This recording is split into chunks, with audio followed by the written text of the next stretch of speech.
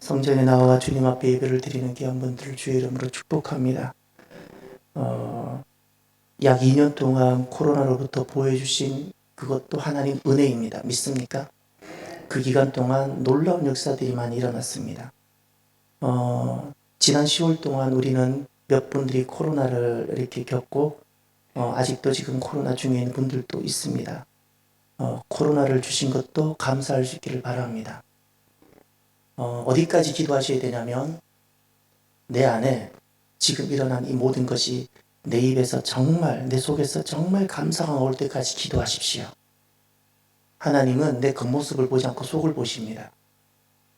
우리에게 일어난 이 일로 인하여 내 안에 다스려지지 않은 여러 가지 감정들이 있습니까? 우리가 하나님이 살아계시다는 것을 믿는다면 이 모든 것이 하나님 앞에서 다루어져야 됩니다.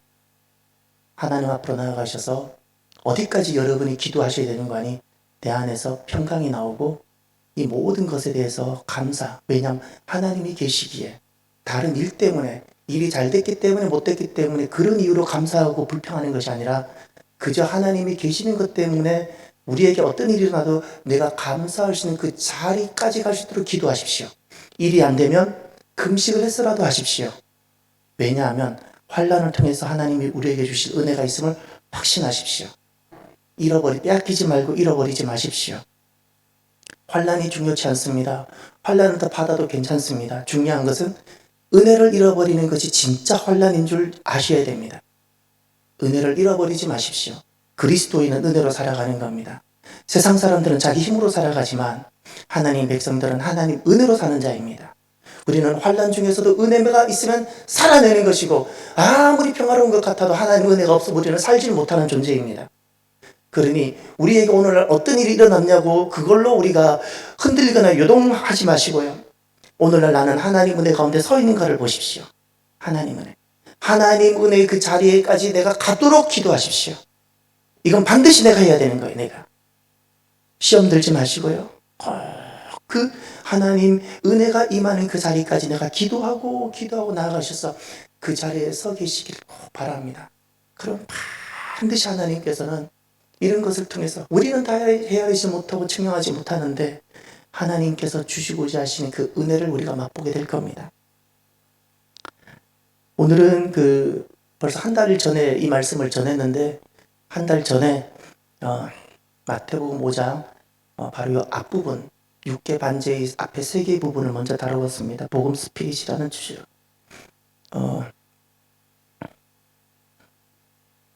숨이 찼어. 예, 말을 하면 또 조금 숨이 찼어. 저기 저랑 같이 한 가지 따라해 봅시다. 율법 안에 있는 하나님 마음을 읽으라. 한 번만 더 해봅시다. 율법 안에 있는 하나님 마음을 읽으라. 예. 혹시 여러분 이런 경험 해보지 않으셨어요? 제가 어떤 말을 해볼 테니까 어떤 의미인지. 아유, 내 아들은요 진짜 말 잘 들어요. 이렇게 말을 했어요, 엄마가.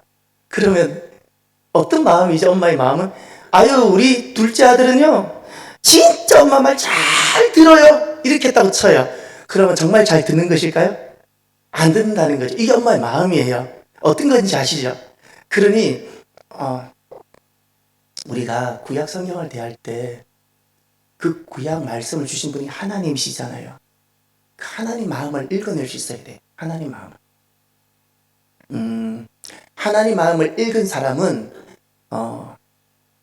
네 가지가 있게 됩니다.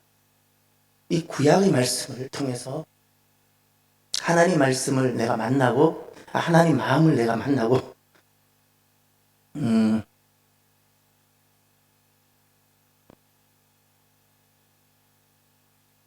하나님 마음을 이해하게 되면 네 가지. 첫 번째가 생명. 이 생명이라는 것은 사는 겁니다. 구원입니다. 사는 것을 내가 경험하는 겁니다. 이게 진짜 생명입니다. 이것을 내가 누리게 됩니다. 또 두 번째, 기쁨입니다. 어떻게 설명할 수 없는데 말씀을 통해서 내가 하나님 마음을 깨닫게 되고 하나님을 만나게 되면 내 속에서 나오는 기쁨이 있어요. 땅으로부터 오는 기쁨이 아니에요. 이 기쁨이 있게 되어집니다. 이것이 증거입니다. 내가 하나님 마음을 만났다는 증거. 세 번째, 평화입니다. 이것을 다른 말로 꼭 바꿔야 되는데 왜 바꿔야 되냐면 이 땅에서도 너무나도 평화라는 단어를 많이 쓰고 있기 때문에 반드시 바꿔야 됩니다. 샬롬으로. 세 번째가 하나님 마음을 내가 읽고 만나게 되면 내 안에 무엇이 일어나는 거 아니에요? 샬롬입니다. 이 샬롬이라는 것은 단순한 평강, 그런 어떤 감정의 상태가 아니라 샬롬은 하나님 나라 안에 있는 그 완전함을 말합니다. 만족함입니다. 충족됨입니다. 거기서 우리가 느끼게 되는 영적 감정들입니다. 네 번째가 내가 하나님 마음을 만나게 되어지면 내 안에 어떤 일들이, 증거들이 나오는가? 자유입니다. 하나님을 만나기 전에는 사람은 여기에도 매이고 저것에도 붙잡혔기 때문에 오만 가지 다 붙잡혀서 두려움으로 살아갑니다. 두려움으로.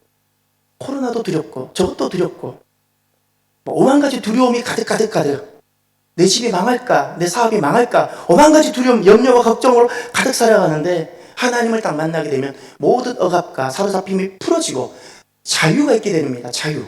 이것이 내가 하나님을 만났고 내가 하나님 마음을 읽었다는 증거입니다. 읽었다는 증거. 우리가 구약의 말씀이지만 이 구약의 말씀은 잊지 마세요. 신약의 말씀보다 더 깊은 말씀입니다. 신약의 말씀은 구원의 말씀이라면 구약의 말씀은 이미 구원받은 하나님 백성들에게 주신 말씀이에요. 구원 이후의 삶이에요. 더 깊은 삶이고 여기엔 영적 책임이 있는 말씀이에요. 이 구약의 말씀을 통해서 하나님을 만나고 하나님의 마음을 읽어내므로 우리에게 생명, 정말 살게 되어진 은혜가 있고 기쁨, 도무지 어떻게 설명할 수 없는 세상 모든 것을 이길 수 있는 이 기쁨의 능력을 소유하게 되어지고 하나님 나라에 있는 그 완전함의 그 샬롬이 우리 안에 강물처럼 흘러나오고 그리고 모든 결박을 풀어버리는 그 자유가 가득한 귀한 성도 여러분이 되시기를 바랍니다. 모든 율법은 하나님 말씀임을 여러분은 믿습니까?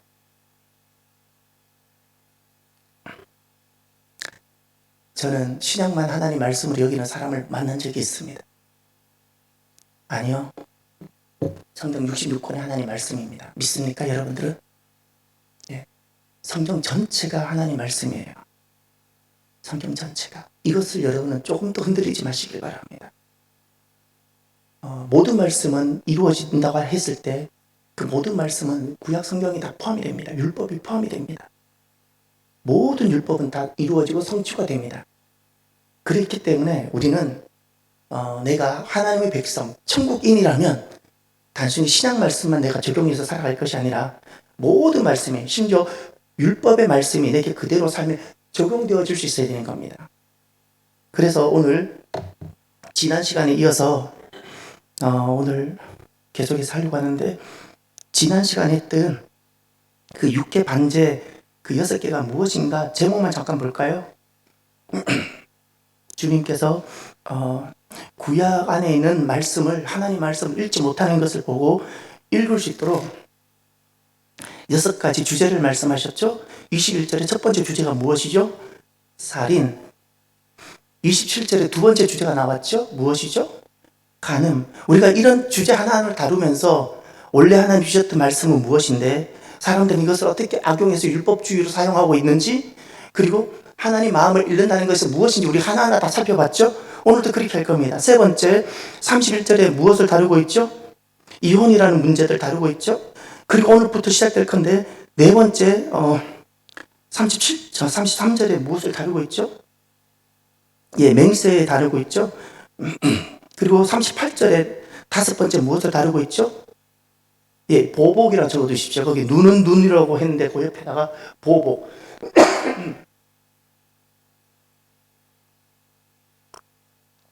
그리고 마지막 여섯 번째 43절에 원수라는 단어가 나오죠. 예, 원수라는 단어에다가 동그라미 치고 원수 사랑이라고 하시면 됩니다. 원수 사랑. 이 6가지를 주님께서 예를 드셔서 구약의 말씀을 예를 드셔서 얼마나 우리가 율법주의로 살아가고 있는지, 율법주의로 살아가면서 나는 말씀을 잘 지키고 있는지를 낱낱이 주님께서 마치 우리에게 고발하시듯이 다 말씀하시고, 무엇이 하나님 마음을 알고 살아가는 건지, 무엇이 복음의 정신이고 스피릿인지를 가르쳐 주셨습니다. 가르쳐 주셨습니다. 그 중에 오늘은 후반부 3가지를 우리가 말씀을 듣고자 합니다. 첫 번째가 맹세입니다. 먼저 33절로 돌아가셔서 먼저 하나님이 원래 주셨던 말씀, 율법, 그 원초적인 말씀이 무엇이라고 말씀하고 있는지를 먼저 들어보십시오. 33절에 한번 읽어주십시오. 또 옛사람에게 말하며 한 맹세를 하지 말고 내 맹세한 것을 주께 지키라 하였다는 것을 너희가 들었으나. 아멘. 거기 보면 2가지를 말했죠. 헛맹세하지 마라. 헛맹세라는 것은 거짓 맹세입니다. 지키지 않을 맹세, 이미 지킬 마음이 없는 겁니다. 지킬 마음이 없으면서도 하는 맹세를 그래서 헛맹세라 부르는 겁니다. 그 거짓 맹세입니다. 그리고 맹세한 것은 지키라 이렇게 말씀하셨습니다. 이 말씀들을 알기 위해서 우리가 구약의 또 다른 성경들을 잠깐 보면 좋겠습니다. 레위기 19장으로 하셔서 레위기 19장 12절을 찾아주십시오. 레위기, 출애굽기 다음에 있는 레위기 19장 12절.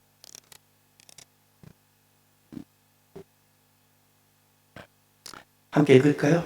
너희는 내 이름으로 거짓 맹세함으로 내 하나님의 이름을 욕되게 하지 말라. 나는 여호와이니라. 아멘. 거기 거짓 맹세라는 단어가 나오죠. 거짓 맹세함으로 하나님 이름을 욕되게 하지 말라는 겁니다. 내 이름으로 거짓 맹세함으로 하나님 이름을 욕되게 하지 말라. 여기서 거짓 맹세라는 것은 결국에는 그것입니다. 하나님 이름으로 내가 꼭 이것을 하겠다라고 약속해놓고 하지 않게 되면 그게 거짓 맹세가 되는 겁니다. 예, 이게 다 헛맹세가 되는 것이지요. 지키지 않을 맹세들. 또 하나 찾아보시길 바랍니다. 민수기 30장. 민수기 30장 2절.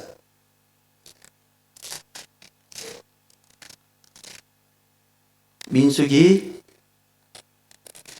30장 2절. 네, 함께 읽겠습니다. 사람이 여호와께 서원하였거나 결심하고 서약하였으면 깨뜨리지 말고 그가 입으로 말한 대로 다 이행할 것이니라. 아멘.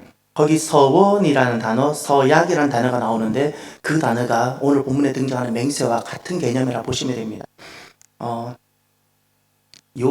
사람이 여호와께 서원하였으나 결심하고 서약하였으면 깨뜨리지 말고 그가 입으로 말한 대로 다 어떻게 해요? 이행할 것이니라. 예. 서원했거나 서약했으면 깨뜨리지 말고 다 이행하라는 겁니다. 이것이 이제 맹세한 것은 지키라라는 오늘 말씀과 같은 말씀입니다. 그러면 다시 오늘 본문으로 돌아가셔서 사람들은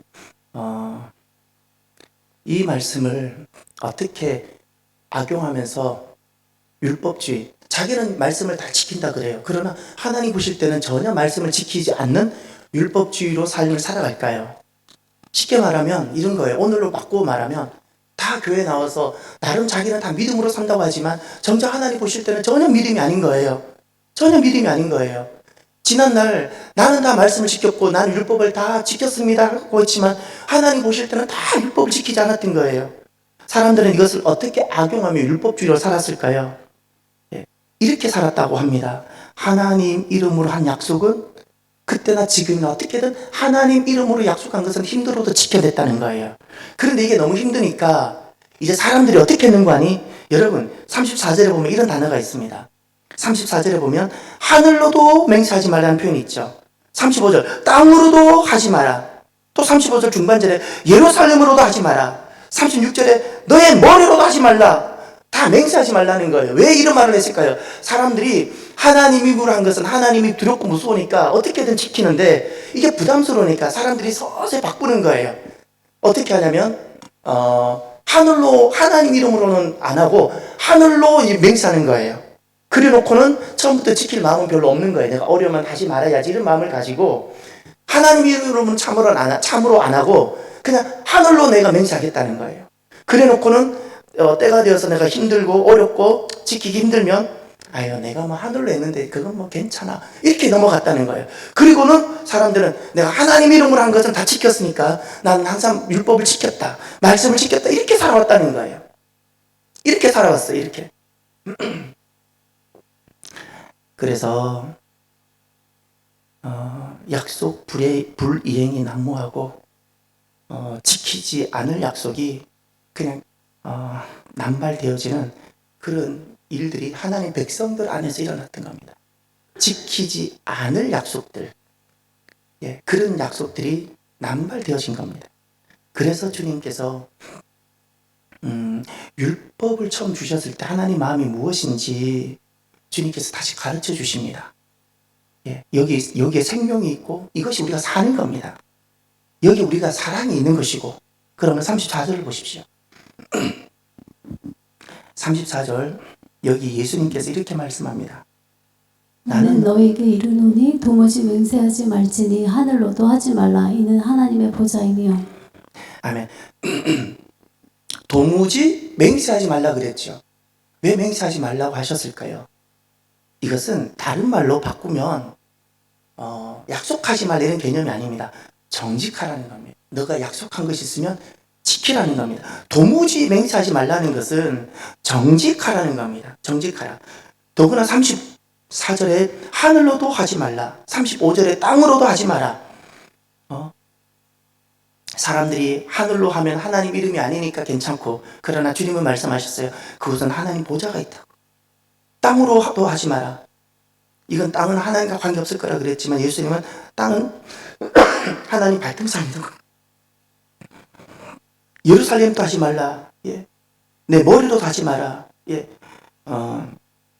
이 지금 하늘과 땅, 예루살렘, 머리 이렇게 쭉 나열되어진 것은 이것을 통해서 주님은 무엇을 말씀하시는 거냐? 신실성을 말합니다. 신실성. 정직하라. 그리고 너가 하늘로도 맹세했던, 땅으로 맹세했던, 아무튼 너가 한 것은 반드시 지키라는 겁니다. 신실하라는 겁니다. 신실하라. 대상에 따라서 너의 손익에 따라서 그때그때 바뀌는 자가 되지 말고 신실하라는 겁니다. 그리고 너무나도 중요한 거 37절에 이렇게 말씀하셨어요. 오직 너희 말은 옳다 옳다 아니라 아니라 하라. 이에서 지나는 것은 다 같이 시작. 악으로부터 나느니라. 옳다 옳다 아니라 아니라 이 말은 너가 할 수 있는 것만 하라는 거예요. 하지 못하는 것은 전부 하지 못한다 말하라는 거예요. 지키지 못할 약속은 이게 악으로부터 나는 거라고 주님 말씀하셨어요. 지키지도 못할 약속을 너가 그냥 처음에 인심을 얻고 사람들에게 주목을 받고자 너가 지키지 못할 약속을 하느냐? 이게 다 악으로부터 나는 거라고 말씀합니다. 오늘에도 우리가 눈만 돌리면 이것이 너무나도 잘 보이지 않습니까? 어쩜 우리 안에서도 이런 것이 있기도 하지 않습니까?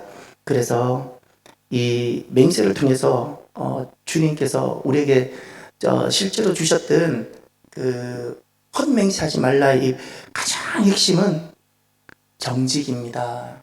정직함입니다. 정직함. 지킬 수 있는 약속만 하라는 거예요.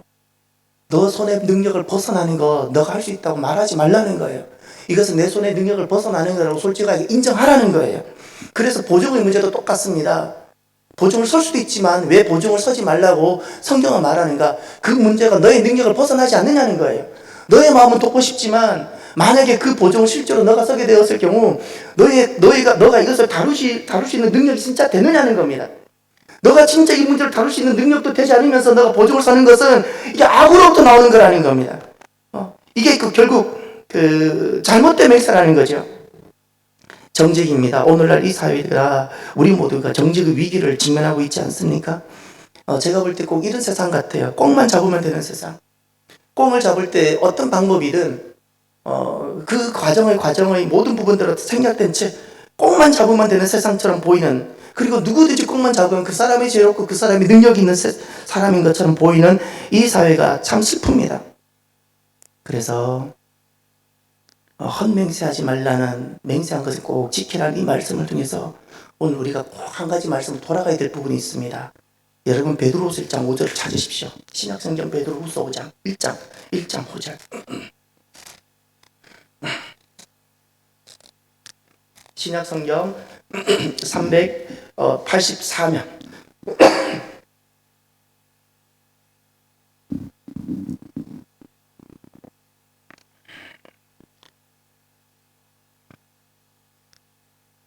사절 끝에 보면 신의 성품에 참여하는 자가 되게 하려 하셨느니라. 신성한 성품에 참여하는 자가 되게 하려 하셨느니라. 신성한 성품이라는 단어가 있죠. 거기다 다 밑줄 쳐두세요. 우리가 내게 믿음이 시작이 됐습니까? 영적 성장이 일어나야 되는데 영적 성장의 결과가 내 안에 이런 것들이 나타나야 됩니다. 나타나야 됩니다. 내 안에 꼭 이것이 있는가를 꼭 점검하셔야 됩니다. 자, 5절과 6절, 7절 다 같이 읽어주시기 바랍니다. 시작. 그러므로 너희가 더 힘써 너희 믿음의 덕의 지식의 절제의 인내의 경건의 형제의 우애에 사랑을 더하라. 아멘. 여기에다가 꼭 보셔야 될 단어가 있는데 5절에 그러므로 너희가 더욱 힘써라 그랬죠. 저절로 되는 것이 아니라는 사실이에요. 내가 값비싼 믿음의 대가를 지불해야만 되는 것들이에요. 더욱 힘써야 되고 제일 마지막 동사를 보세요. 7절 하반절 끝에 더하라 그랬죠. 여러분 자연인들도 하는 그 삶으로는 하나님께서 우리를 기뻐하지 않으세요. 내게 정말 믿음이 있어요? 믿음이 있기에 하는 삶이 더 있어야 된다는 거예요.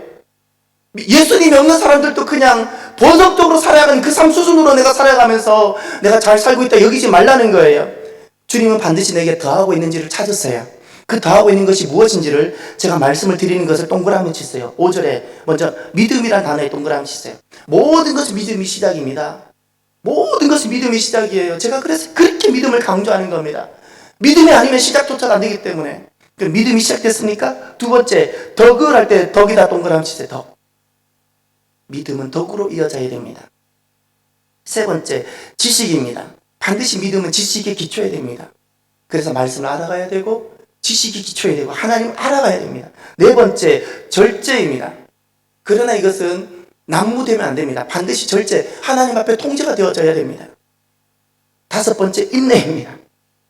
인내하지 않고는 이 땅은 죄와 세상이 악이 가득하기 때문에 인내하지 않고는 우리는 해낼 수 있는 것이 아무것도 없습니다.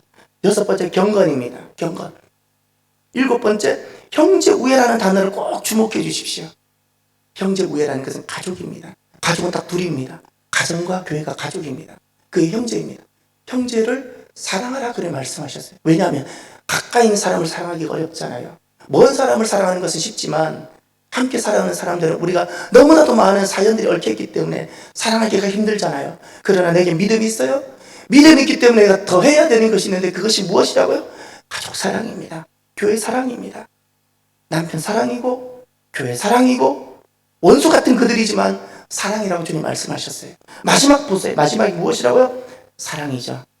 이 마지막 사랑은 여러분 잊지 마세요. 무조건적인 겁니다. 조건이 없어요. 조건이 없어요. 무조건적인 사랑이에요. 이것이 주님께서 우리에게 바라시는 모습들입니다.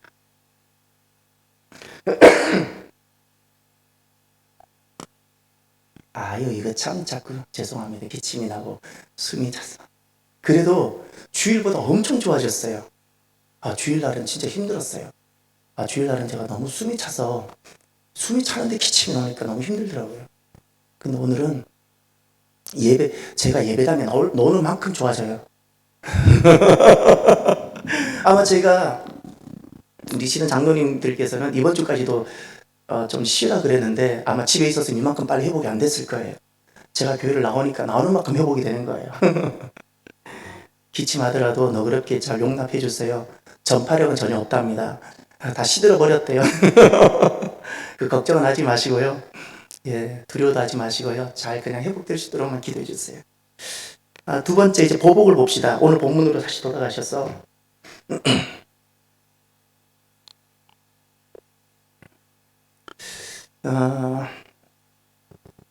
38절에 가면 보복이 등장합니다. 사모님 38절 한번 읽어주시겠어요? 또 눈은 눈으로 이는 이로 갚으라 하였다는 것을 너희가 들었으나 거기 눈은 눈, 이는 이 많이 들었던 말씀이죠. 그 옆에다가 동해보복법이라 적어보세요. 동해, 서해 동해할 때 동해, 같은 해라는 거예요. 같은 해양, 동해보복법. 누군가가 나에게, 내 자녀에게 눈을 해했으니까 그럼 나는 그에게 가서 또 눈을 해야 한다는 거예요. 이것이 이것이 동해보복법이라는 건데,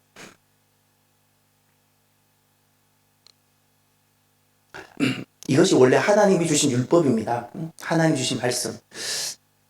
우리가 이 38절을 대할 때 굉장히 좀 무섭고 잔인하게 느껴지지 않습니까? 하나님 마음을 잘 알지 못해서 그렇습니다. 왜 하나님께서는 눈은 눈으로, 이는 이로 이렇게 갚으라고 말씀하셨을까요? 그럼 용서해 주라고 처음부터 말씀하시면 더 좋았을 것 같은데 왜 눈은 눈으로, 이는 이로 갚으라고 말씀하셨을까? 여기에는 기본적인 하나님 마음이 자비와 관용입니다. 눈은 눈, 이는 이. 이것이 무엇인가? 기본적으로 누가 너에게 또는 너의 자녀에게 또는 너에게 속한 어떤 곳에 해를 가할지라도 기본적으로 자비와 관용의 마음을 가지라는 겁니다. 예를 들어 볼게요. 만약에 이런 일은 없겠지만 예를 한번 들어볼게요. 옆집에 사는 평소에도 미움이 많았는데 평소에 하는 것도 보면 막 사랑스럽지도 않고 막 그래서 평소에도 관계가 썩 좋지 못했는데 글쎄 그 옆집에서 만약에 우리 집에 뭐 어떤 예를 들까요? 우리 집에 어떤 예가 좋을까요? 진짜 눈을 하나 뺐다 칠까요? 네, 어떻게? 장독을 깼어요. 좋아요. 옆집에서 글쎄 평소에도 예쁘게도 하지 않고 말도 안 예쁘고 관계도 껄끄러웠는데 뻔뻔하게 막 그 김장 담궈 놨던 그 장독을 우장창 깨버렸네요. 그럼 여러분 어떠실 것 같아요? 그리고는 여러분들은 괜찮다 이렇게 하실 것 같아요? 어떠실 것 같아요? 장독이니까 별로 여러분 동의가 별로 안 되시는 것 같아요. 큰 게 아니니까.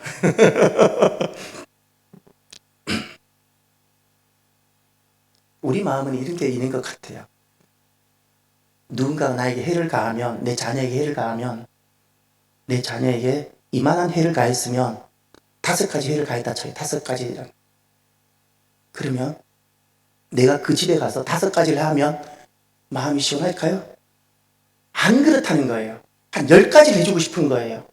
만약에 장독이라 그랬으면 이 집에서 나에게 장독을 하나 깼어요? 그럼 나는 돌을 한 몇 가지를 더 들고 가서 한 3개, 4개를 깨고 싶은 거예요. 이런 마음이 우리에게 있을까요? 없을까요? 이런 마음이 있잖아요. 이게 보복이에요. 보복. 이런 마음이 우리에게 있다는 것을 주님이 아시기 때문에 동해보복법을 말씀하셨어요. 죄의 크기 이상의 대가를 범죄자에게 강요하지 못하도록 금하신 거예요. 여기는 자비고 관용이에요. 자비와 관용.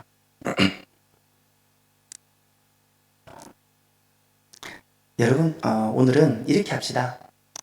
오늘은 맹세 부분만 말씀을 잘한 걸로 하고 다음에 하도록 할게요. 원래 끝까지 가려고 했는데 제가 다 하는 것이 여러분에게도 불편을 드리는 것 같아요. 자, 오늘은 복음 스피릿 오늘 끝내려고 했는데 맹세 하나만 생각해 봅시다. 지킬 수 있는 약속만 하는 것이 하나님 마음입니다. 지키지도 못할, 그러나 지금 이 상황을 모면하고 싶거나 내가 사람들에게 주목을 받고 싶어서 우리가 쉽게 지키지 못할 약속을 하고 있지 않은지, 이것이 정직의 위기인데요. 세상은 꽃만 잡으면 되는 세상으로 살아가고 있지. 그러나 하나님은 우리가 하나님의 성품을 갖기를 원하고 하나님을 닮기를 원하십니다. 오늘 이 맹세라는 것을 하나를 두고 우리 자신이 정직을 회복하고 하나님을 닮아가는 우리가 되기를 이 시간 잠깐 눈을 감고 기도하며 그렇게 함께 결단하며 기도했으면 좋겠습니다.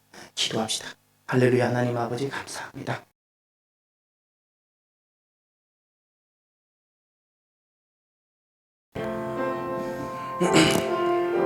하나님, 내가 무엇을 지킬 수 있는지, 내가 무엇을 할 수 있는지